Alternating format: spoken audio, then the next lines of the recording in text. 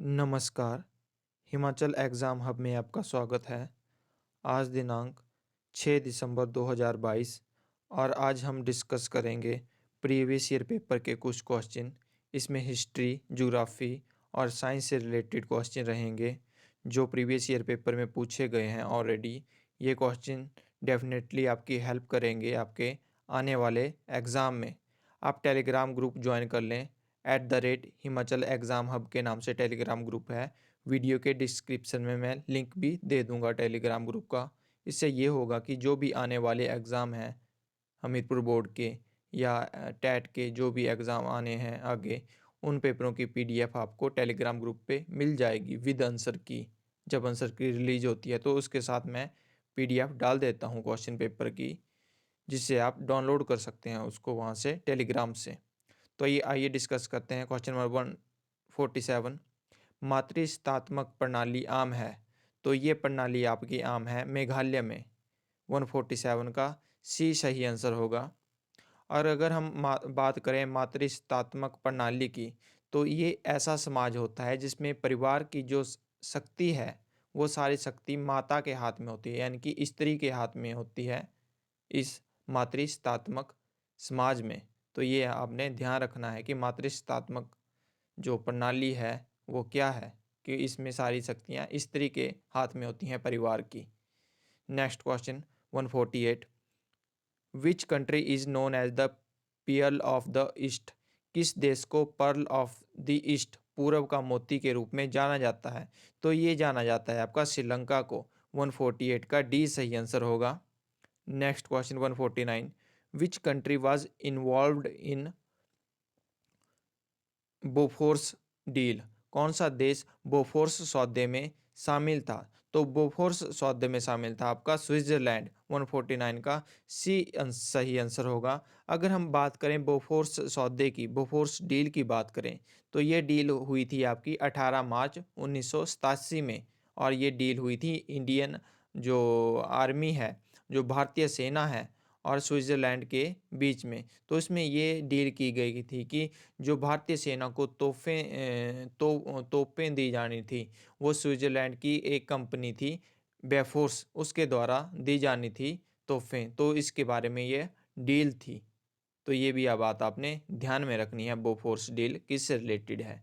तो ये आपकी तोहफ़े हैं, जो हथियार हैं, उनको, उनके बारे में ये डील है, जो इंडियन आर्मी और स्विट्ज़रलैंड की जो कंपनी है बोफोर्स, हथियार बनाने वाली कंपनी, उसके बारे में ये, उसके साथ ये डील हुई थी। Next question 150, when was the Indian peace keeping force sent to Sri Lanka? भारतीय शांति सेना कब श्रीलंका भेजी गई? तो ये भेजी गई आपकी 1987 में, जुलाई 1987 में। 150 का बी सही आंसर होगा। अगर हम बात करें, ये जो भारतीय शांति सेना श्रीलंका भेजी गई थी, तो ये क्यों भेजी गई थी, ये भी आपको पता होना चाहिए। तो श्रीलंका में क्या हुआ था कि 1980 के टाइम, 1980 में गृह युद्ध छिड़ गया था वहाँ। वहाँ का एक ग्रुप है LTT, तो उसके साथ गृह युद्ध हो गया था श्रीलंका का। तो फिर श्रीलंका के जब गवर्नमेंट है, और जो उनकी सेना है श्रीलंका की आर्मी, उन से स्थिति नहीं संभाली गई थी, और तब उन्होंने हेल्प मांगी थी इंडिया से, भारतीय सरकार से, कि वो अपनी सेना भेजें और वो स्थिति कंट्रोल करें। तो फिर भारतीय सेना भेजी गई थी श्रीलंका में। तो फिर वो गृह युद्ध बाद में ख़त्म कर दिया था भारतीय सेना ने। तो ये पूछा गया है कि भारतीय इंडियन पीस कीपिंग फोर्स कब भेजी गई थी? तो वह भेजी गई थी जुलाई 1987 में। बी इसका सही आंसर है। तो थोड़ी कहानी जैसी आपको पता लग जाती है, जिससे आपको याद रखने में आसानी रहती है। नेक्स्ट क्वेश्चन 151, छत्तीसगढ़ प्रदेश अपनी अधिकांश मानसून वर्षा प्राप्त करता है, तो यह कब प्राप्त करता है मानसून वर्षा? तो यह प्राप्त करता है आपका रिट्रेटिंग मानसून के टाइम। 151 का डी सही आंसर है। नेक्स्ट क्वेश्चन 152, नागार्जुन सागर परियोजना किस नदी पर स्थित है? जो नागार्जुन सागर परियोजना है वो स्थित है आपकी कृष्णा नदी पे। बी सही आंसर है, कृष्णा। अगर हम बात करें नागार्जुन सागर प्रोजेक्ट की, तो ये कौन से स्टेट में स्थित है, ये भी पता होना चाहिए। ये भी क्वेश्चन पूछ लिया जाता है पेपर में कि नागार्जुन सागर प्रोजेक्ट कौन से स्टेट में स्थित है। तो ये स्थित है आपका आंध्र प्रदेश में, आंध्र प्रदेश के नलगोड़ा डिस्ट्रिक्ट में। ठीक है, तो ये भी आपने बात ध्यान रखनी है, जो प्रीवियस ईयर पेपर में पूछ ली जाती है अक्सर। क्वेश्चन नंबर 153, भील जनजाति जनसंख्या सबसे अधिक है। तो जो भील जनजाति जनसंख्या है वो सबसे अधिक है आपकी मध्य प्रदेश में। सी इसका सही आंसर होगा, MP. Next question 154, which is the first national park of India. India Bharat का पहला राष्ट्रीय उद्यान कौन सा है। तो जो राष्ट्रीय उद्यान है भारत का पहला, वो है आपका कार्बोट राष्ट्रीय उद्यान। डी इसका सही आंसर है। अगर हम बात करें कार्बोट नेशनल पार्क की, तो इसका पूरा नाम वैसे जिम कार्बोट नेशनल पार्क है। और ये कौन सी स्टेट में स्थित है, ये भी क्वेश्चन पूछ लिया जाता है पेपर में कि जो जिम कार्बोट नेशनल पार्क है वो स्थित है आपका अपने उत्तराखंड में, उत्तराखंड राज्य में ये स्थित है। ये भी आपको पता होना चाहिए। नेक्स्ट क्वेश्चन 155, सर्वाधिक ऊंचाई वाले मेघ हैं।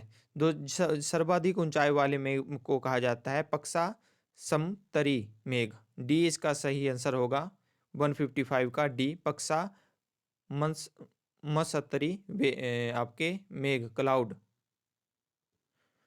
Next question 156, where is the doldrum belt located. Doldrum पट्टी कहाँ स्थित है। तो डोल्ड्रम जो आपकी पट्टी स्थित है वो नियर द इक्वेटर स्थित है। 156 का ए सही आंसर होगा।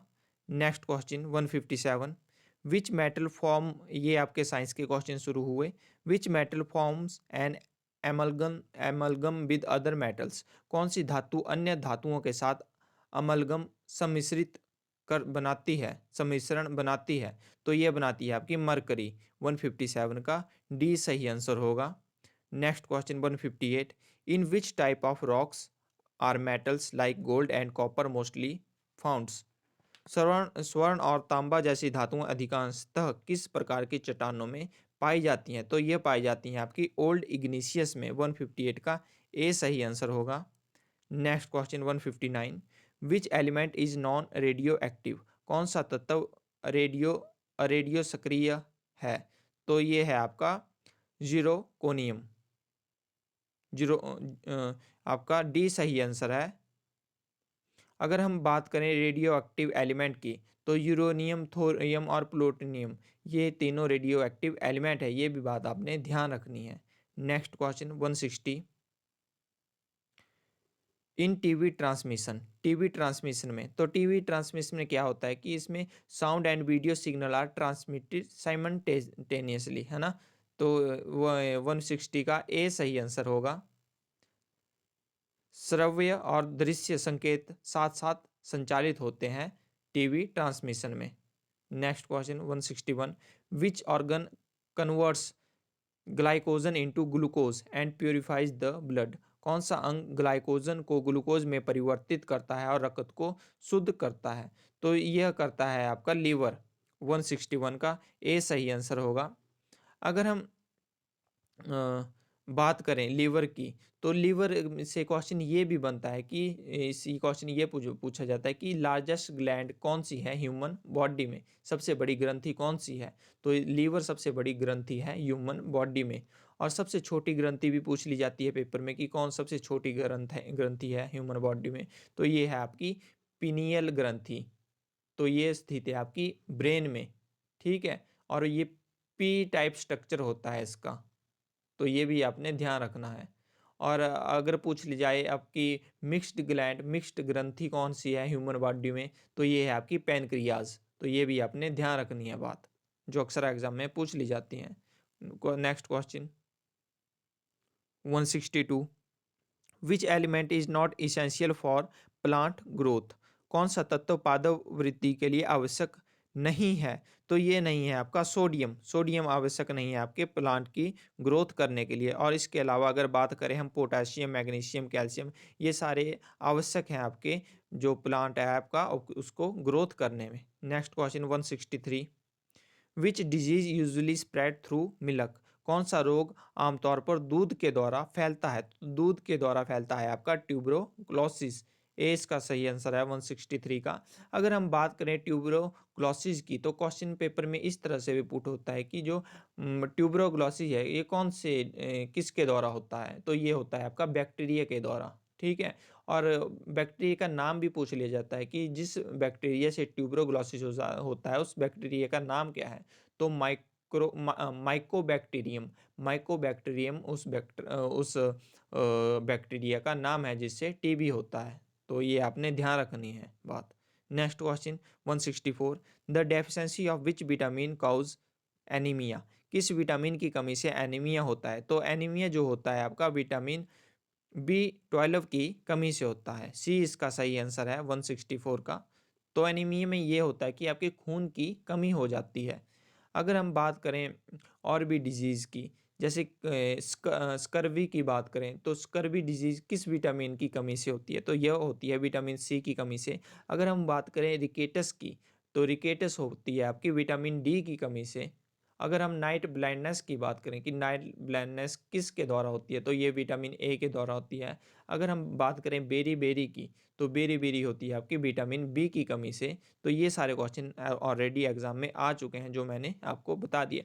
और एग्जाम में ये भी पूछा जाता है कि साइंटिफिक नेम भी पूछ लिए जाते हैं पेपर में कि विटामिन ए का साइंटिफिक नेम क्या है, तो विटामिन ए का साइंटिफिक नेम है आपका रेटिनॉल। रेटिनॉल विटामिन ए का साइंटिफिक नेम है।